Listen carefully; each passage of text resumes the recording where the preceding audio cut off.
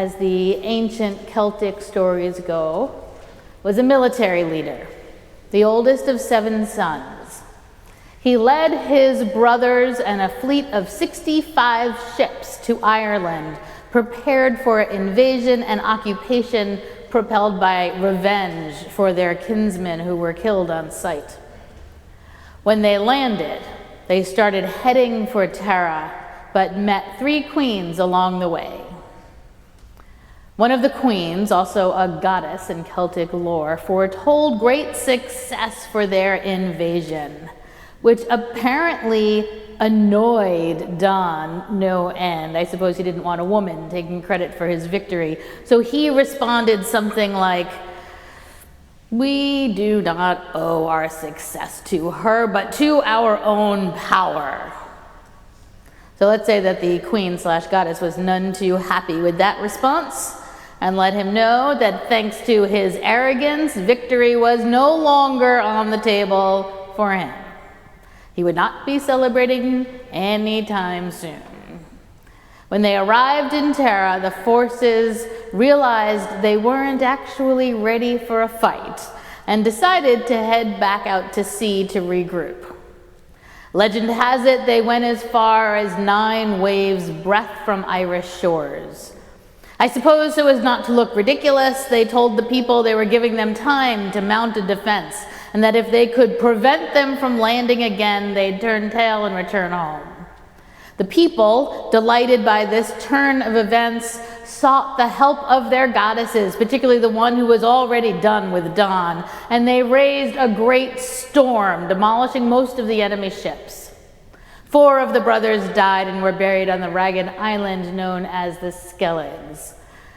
The others did return to the mainland, but Don, the original leader and instigator of the massive loss, died at sea, never setting foot on Ireland again. After his death, Don used his power in the other world to rise to a position of Lord of the Dead. He made his home in a place now called Techduin, and I really wish Jonathan was here to tell me how I did that wrong, but I think it's Techduin, on one of those islands completely visible from the Irish coast. On a stormy night, it was believed he rode on a white horse across the sky, and people would say, "Don is galloping in the clouds tonight." The legend grew. Don's story mirrored that of Hades, the Greek god of the underworld. The story of this invasion is mythological and is sort of dated around 3,000 years ago and could have over time blended with some of those Greek stories. Like Hades ferrying people across the river Styx, Don ferries people across the sea to the other world. Unlike Hades, Don is said to have a home or several homes in Ireland. This is because the Celts didn't separate worlds the way we do today. There was one world, one eternal soul that lived here and moved on to another existence once life in this world ended. Don, the god of death, is present, is seen riding across the sky, and has homes where there are doorways into the other world, where souls move through and sometimes hover, as do a host of creatures we rarely see, like the fairies and the little people, who were sometimes around to offer help and blessings, and sometimes to cause mischief or even great pain. The boundary between these worlds usually holds firm, but there is a time of year when it gets thin, and beings move back and forth between them. Samhain, the Celtic festival celebrated at this time of year, marks the midpoint between the autumnal equinox and the winter solstice. It is the most important festival in Celtic tradition, and while Westerners like to say it marks a new year, I know something of Celtic theology, and they don't quite think of time in that same linear fashion, but I know Westerners like to say it marks a new year. Samhain is the juncture between two halves of the year, making a suspension of time. So in those hours, in that in-between space, the veil between worlds thins, and the world of the living becomes entangled with the world of the dead, or more accurately, the other world, where we'll find those who have passed between worlds and a host of creatures otherwise unseen. To mark these critical hours, all the fires of the land were put out, bringing deep darkness. They could only be relit from the great flame of a single ritual fire. In reality, the relighting from one fire was more symbolic, but the extinguishing of all flames was real, giving people a lived experience of the dark and the feeling of the power of that dark ascending.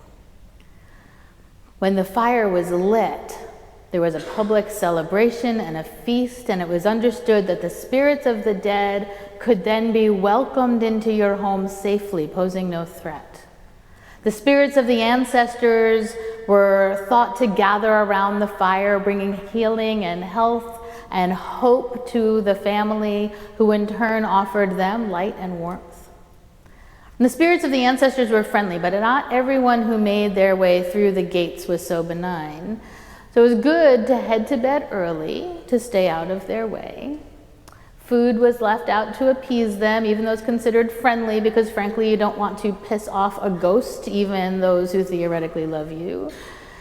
As time stands still, as the land goes dark, people went to bed for another reason. The boundaries everywhere become soft. The line between your land and your neighbor's land, right, that boundary, that's a place to encounter the shenanigans of the little people. Ghosts hovered in doorways.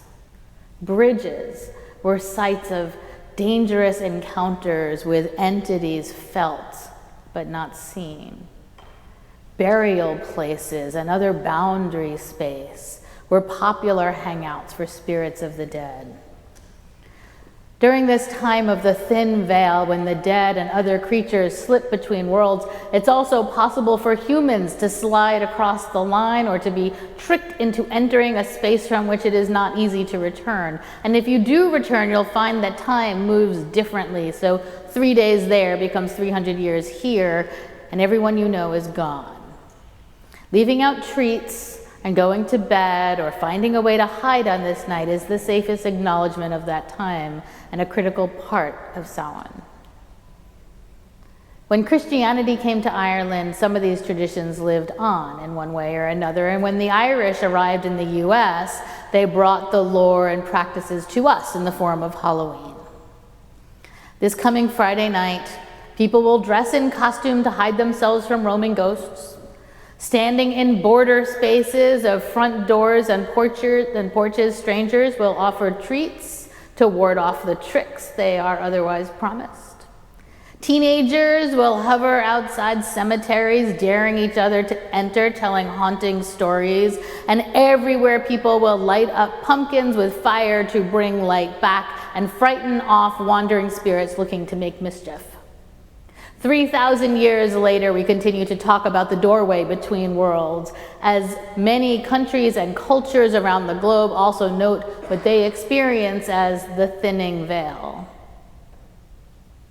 We talk about all of this as fun, as ancient, as legend, as entertainment. But last year, I told a story about my grandmother's death, and half of you, maybe more than half of you, relayed a similar experience back to me. For those who weren't here, the abbreviated version is that one night I awoke in the middle of the night unable to breathe. It was terrifying. There was no air for maybe 45 seconds. I could not, there was no air. I panicked, but then the air came back. I learned a few hours later that my grandmother died apparently at that same moment. And I wasn't sure I wanted to tell that story here. I thought many of you would dismiss me as being foolish or dramatic or silly, but you didn't. Okay, let's admit it. Maybe some of you did, but you didn't tell me. Instead, what I heard was how often people have had supernatural experiences at the moment of a loved one's death, or have seen, heard, or smelled someone in an undeniable way. You also told me you don't talk about those things because you had the same fear I did of dismissal. In the 16th century, because you know there has to be a history lesson, right?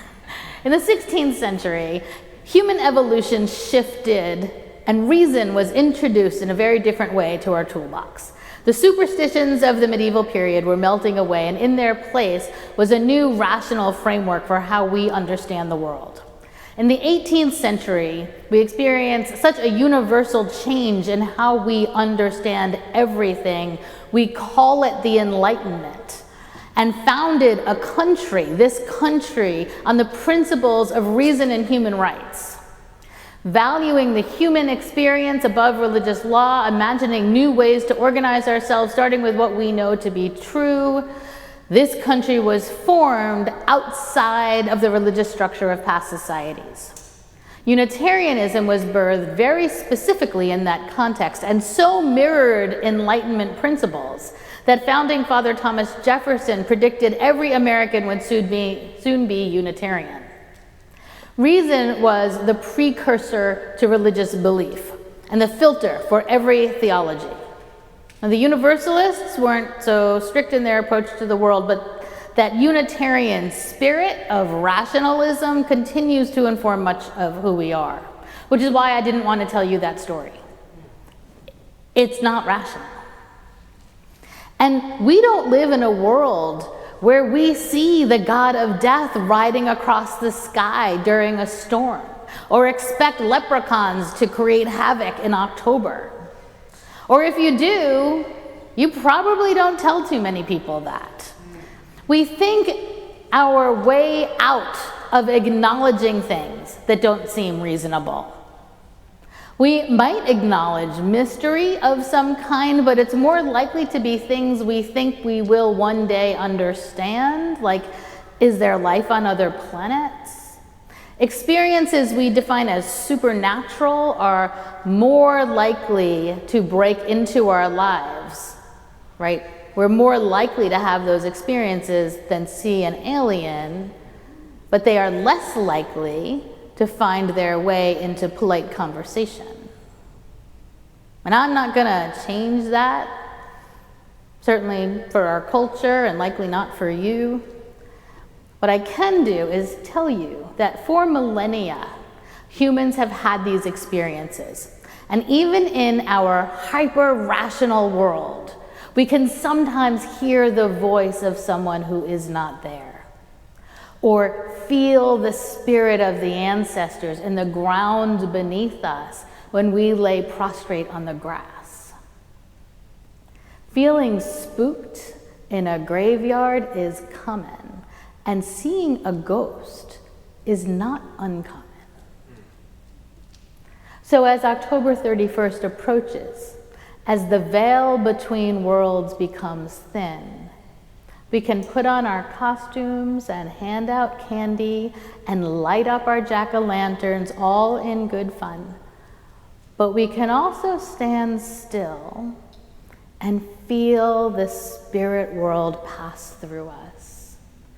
Listen for the voices of those who have gone before, and allow the mystery of this wild and complicated world to inspire and awe us, setting our minds on these dark, cold nights ablaze.